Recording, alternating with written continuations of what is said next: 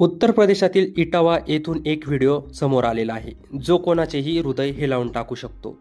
ब्रिजराजनगरच्या रस्त्यावर एक महिला दररोजप्रमाणे सकाळी तिच्या पाळीव कुत्र्याला घेऊन फिरण्यासाठी बाहेर पडली होती. पण तिला हे माहीत नव्हते की काही क्षणातच तिचे आयुष्य मृत्यूशी झुंज देणार आहे. सीसीटीव्हीमध्ये फुटेजमध्ये तुम्ही स्पष्टपणे बघू शकता की महिला तिच्या कुत्र्याला घेऊन पुढे जाताच मागून एक काळी भटकी गाय अचानक येते आणि तिच्यावर हल्ला करते. सुरुवातीला महिलेला काहीच समजत नाही आणि ती पडते, परंतु त्यानंतर जे घडले ते खूप भयानक होते. व्हिडिओ पुढे बघण्यापूर्वी चॅनलवर नवीन असाल तर आपल्या चॅनलला सबस्क्राईब जरूर करून घ्या.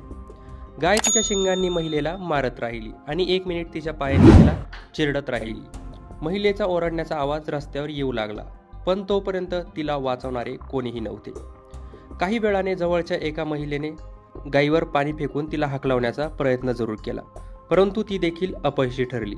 शेवटी एक माणूस काठी घेऊन येतो, पण गाय काय मागे हटण्याचं नाव घेत नव्हती.